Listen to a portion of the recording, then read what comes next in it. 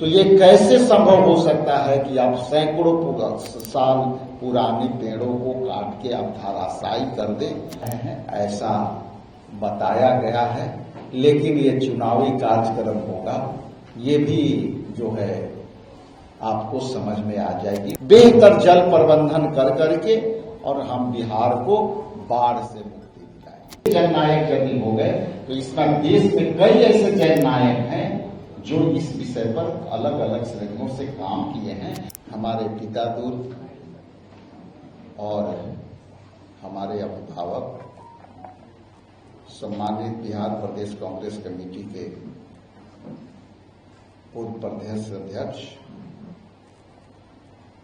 आदरणीय चंदन बागची साहब, मंचासीन all India Congress committee के सम्मानित मीडिया प्रभाग के प्रभार, बिहार के मीडिया के ऑब्जर्वेशन जो इनके नेतृत्व में हो रहे हैं, वो सम्मानित अभय दुबे जी, मंचासीन हमारे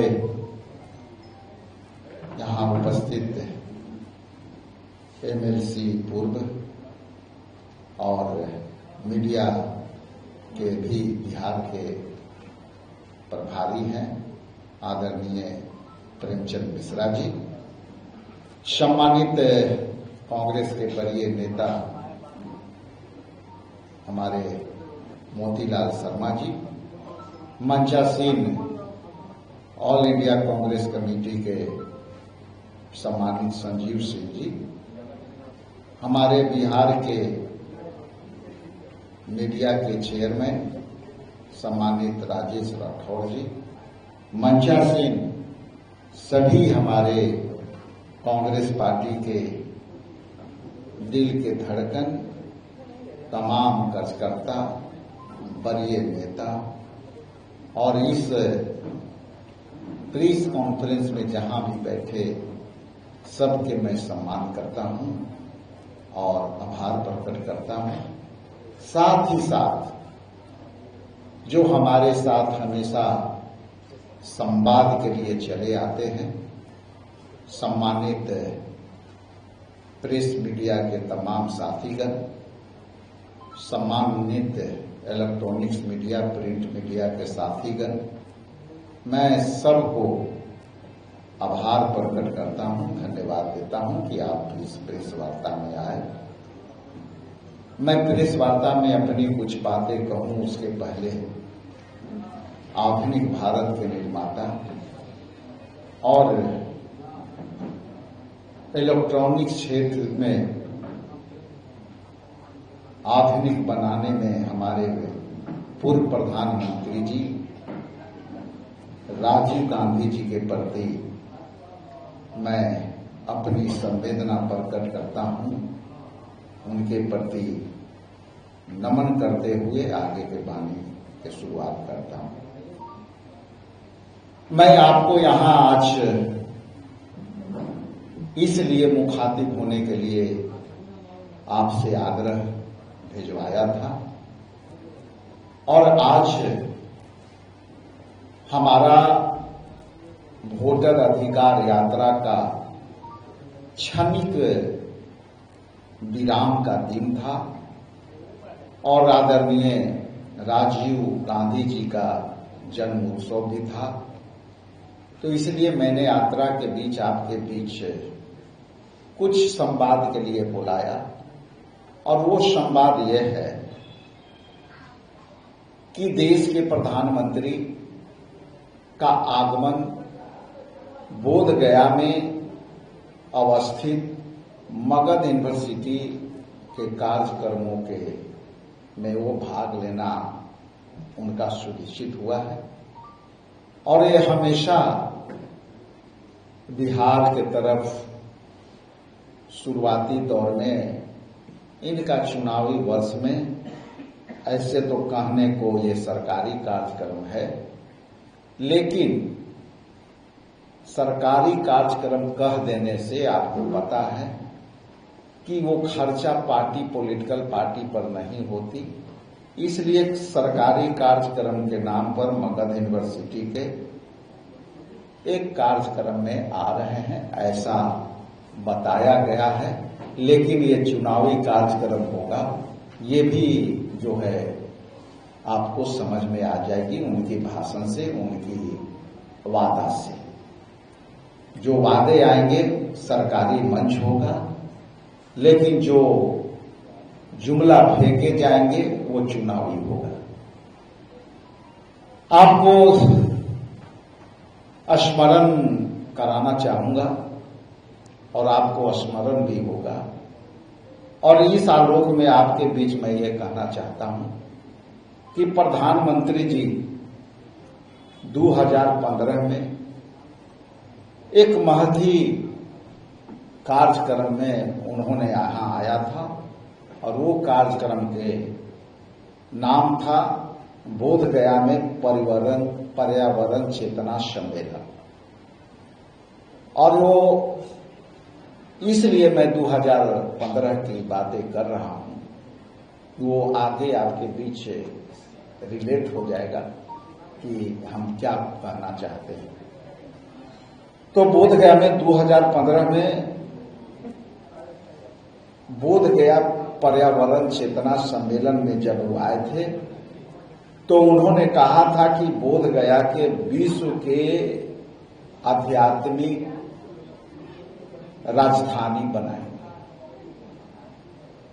और बोधगया में जब वो आ रहे हैं तो Bihar Pradesh Congress committee, all India Congress committee ये जानना चाहेगी कि जब 2015 में आया था और आपने घोषणा किया था कि जो बोधगया का विश्व के आध्यात्मिक राजधानी बनाएंगे, तो क्या वो राजधानी बनी, और यदि बनी तो उसके बारे में हम अपेक्षा रखते हैं कि ये अपेक्षा जो आपने घोषणा की थी वो जनता के बीच आप रखेंगे।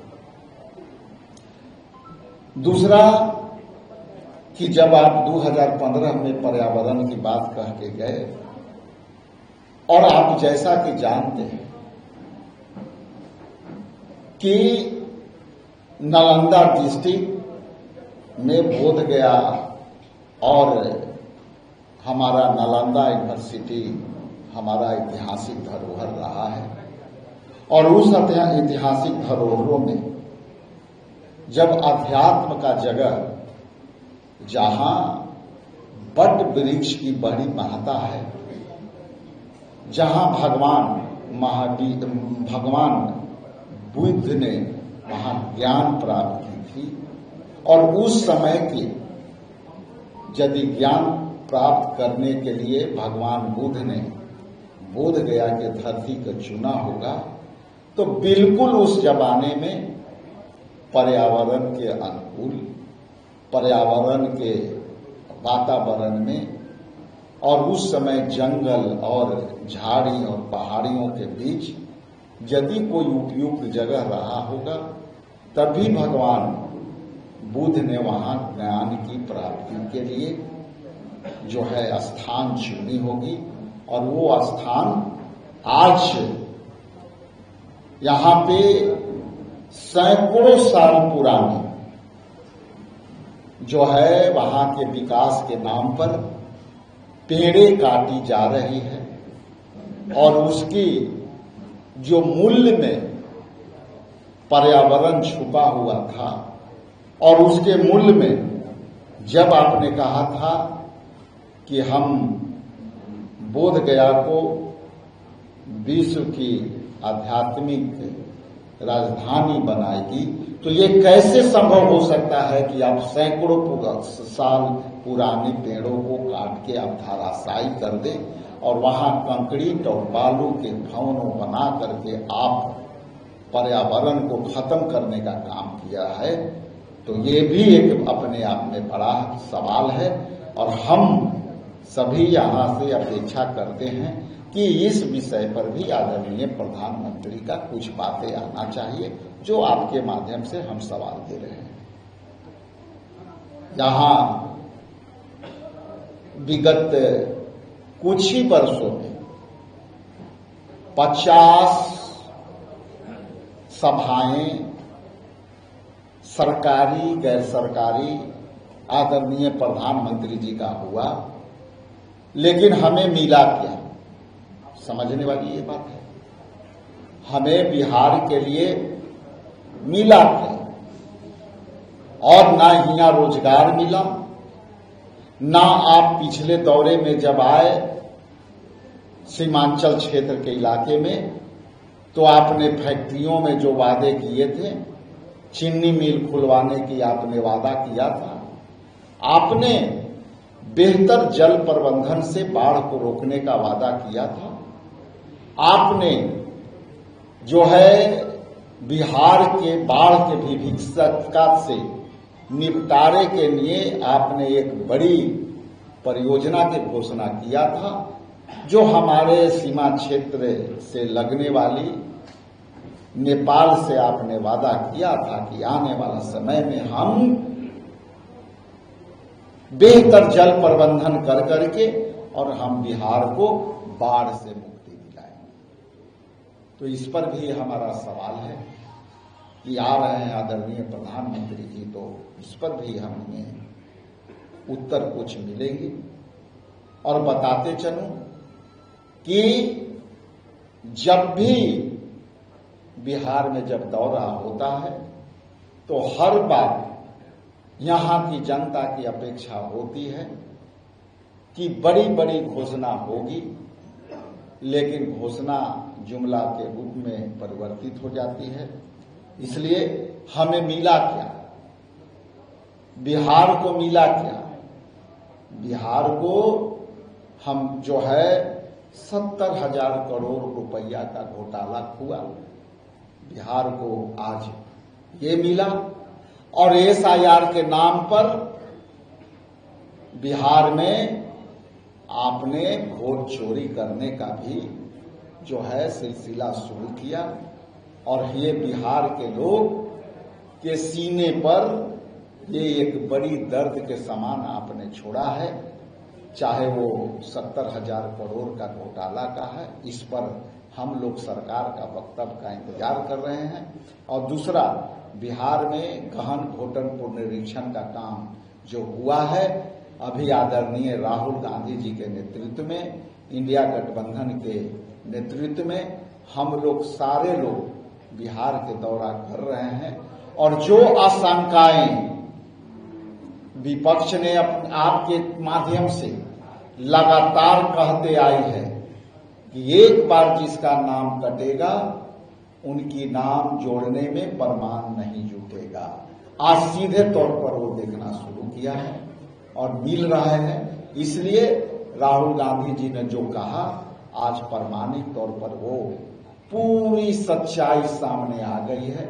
इसलिए आज का जो विषय था, हम आपके बीच बड़ी ही सरलता से, हम बड़ी ही विनम्रता से, ये जो भी सवाल है हम आदरणीय प्रधानमंत्री जी के उस वक्तव्यों का इंतजार करेंगे जो हमारा ऐतिहासिक धरती बोध गया के धरती पर कम से कम ये उम्मीद और अपेक्षा जरूर रखते हैं कि वहां जो भी बोलेंगे सच के सिवाय कुछ न बोलेंगे।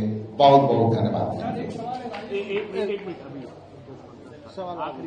आगे के लिए मैं आदरणीय हमारे अभिभावक चंदन बाबा वो कहाँ दिख पा रहे हैं? आपको मुकम्मल रिपोर्ट आ रही है खुद से या नहीं आ पा रही है?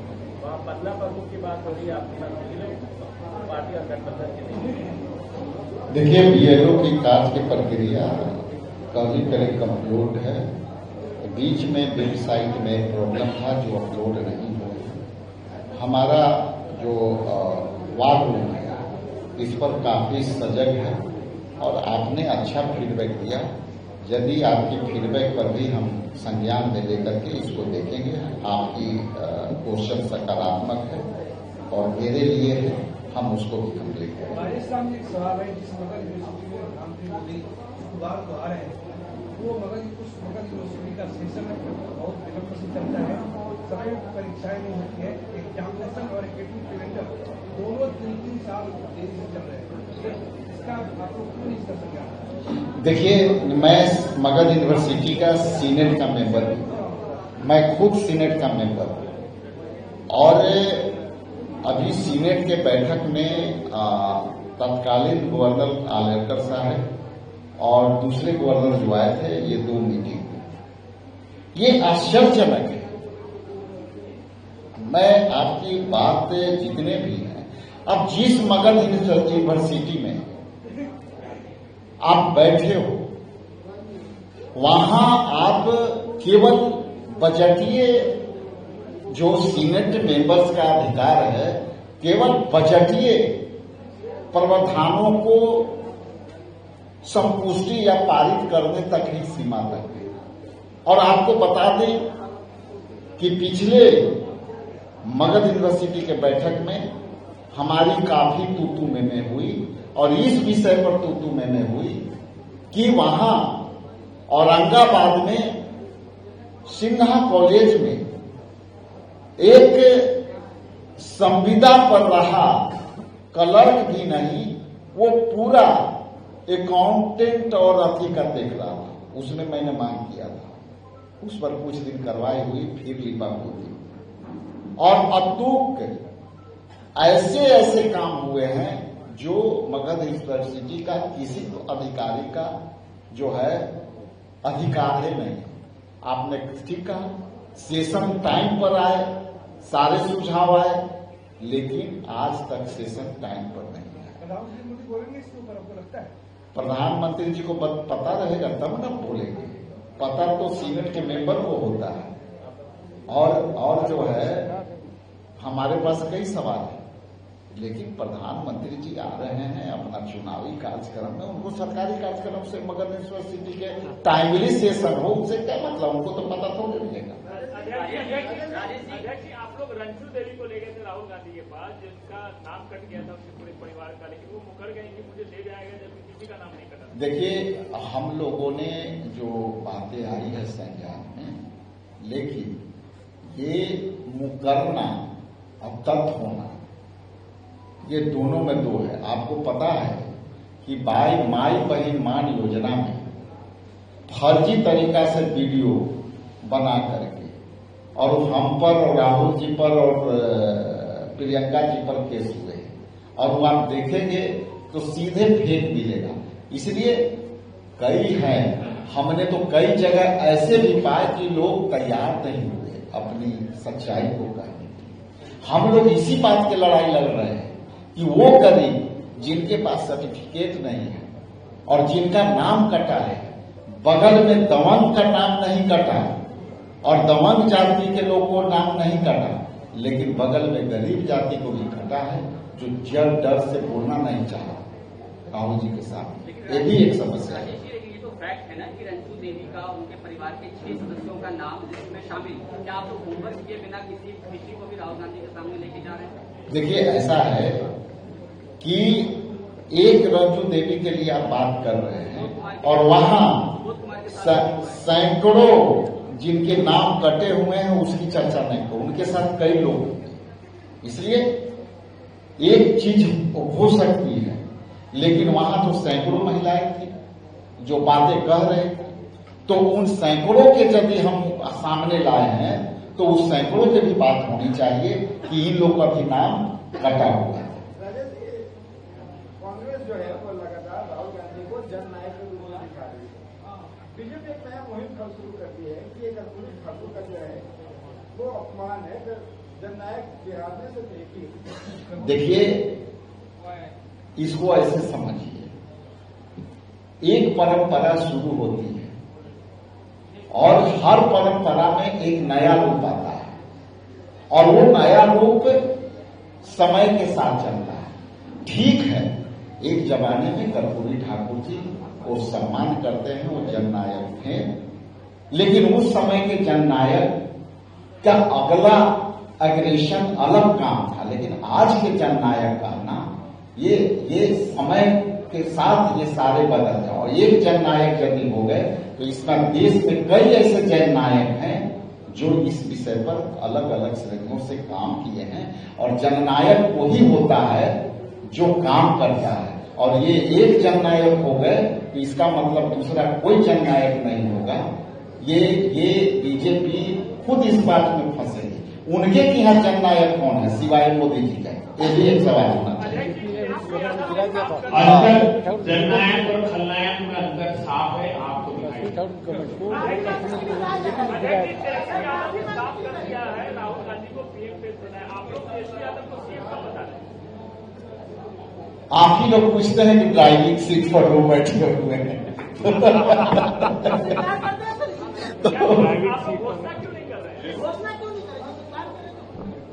बीजेपी घोषणा क्यों नहीं कर रही? उसमें चिराग की घोषणा कर दे लो, हम भी कर देंगे। चिराग पासवान जी कह रहे हैं ना कि हम सीएम मटेरियल हैं, सीएम फेस हैं, तो बीजेपी कर देगा उस दिन हम कर देंगे, निश्चित रहिए। मेरा ये कहना है कि कोई अंतर बुझा रहा है क्या? गलवहियां चल रहा है, नहीं दिख रहे हैं मीडिया में?